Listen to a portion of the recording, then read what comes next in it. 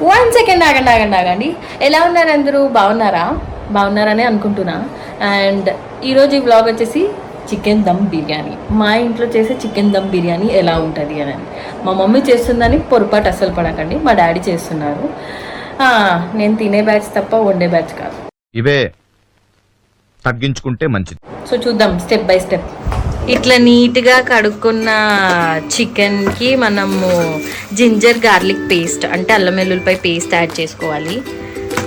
ఆ తర్వాత కొంచెం పసుపు, కొంచెం నాన్నగారు గరం మసాలా, కొంచెం ధనియా పౌడర్ అంట, అది జీరా పౌడర్. తర్వాత కొంచెం ఏంటిది అది పుదీనా యాడ్ చేశారు. ఆ తర్వాత కొత్తిమీర కూడా యాడ్ చేస్తారు. గ్రీన్ చిల్లీస్ కూడా యాడ్ చేసాము. ఇంకేంటండి నాన్నగారు చెప్పండి, మా సబ్స్క్రైబర్స్కి కొంచెం మజాగా ఏమైనా చెప్పండి. అబ్బా ఏం వాడకవయ్యా, అబ్బో బాగా వాడుతున్నావు కదా. చెప్పరా? 2 లవంగాలు అంటండి. 2 అంటే 2.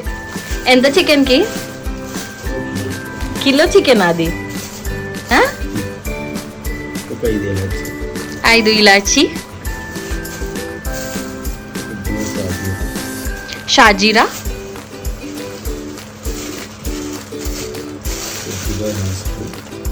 అనాస్ పువ్వు, ఏంటిది జాపత్రి. ఓకే. దాల్చిన చెక్క,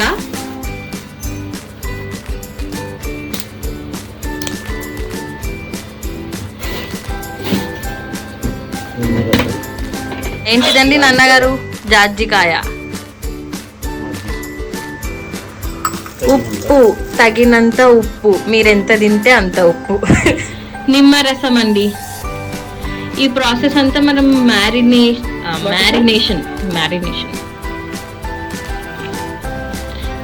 చేసుకుంటున్నాం. ఎన్ని గంటలు మ్యారినేట్ చేసుకోవాలండి నాన్నగారు? 2 hours అంటండి. Note this point. అది జ్యూసర్తో చేయొచ్చు కదా, ఎందుకు అట్లా చేసే మూడు ఉత్సాహం సర్వనాశనం. అలా మిక్స్ కొట్టాలండి, బాగా మిక్స్ కొట్టాలి. అలా ఆనియన్స్ ని పొడుగా కట్ చేసుకోవాలండి. మనం వాటిని రోస్ట్ ఫ్రై చేసుకోవాలంట.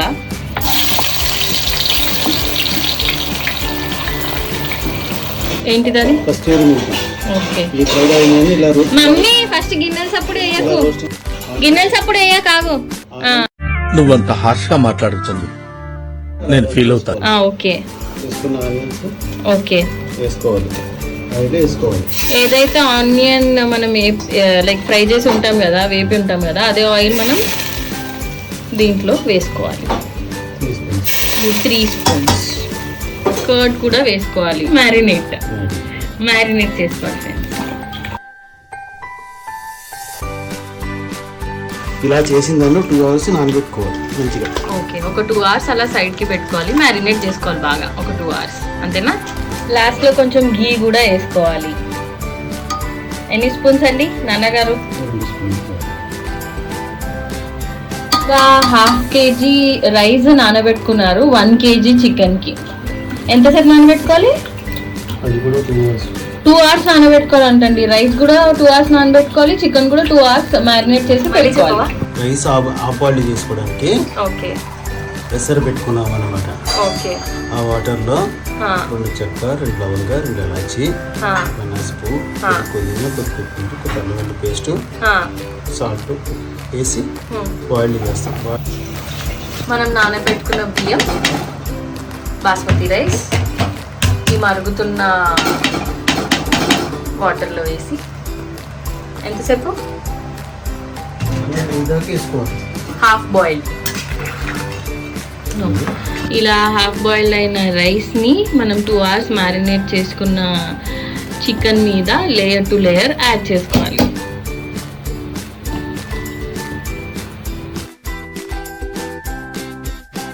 అలా లేయర్ చేస్తూ ఒక్కొక్క లేయర్ మీద మళ్ళీ మనం ఫ్రై చేసిన ఆనియన్స్ అనేవి వేసుకుంటూ ఉండాలి.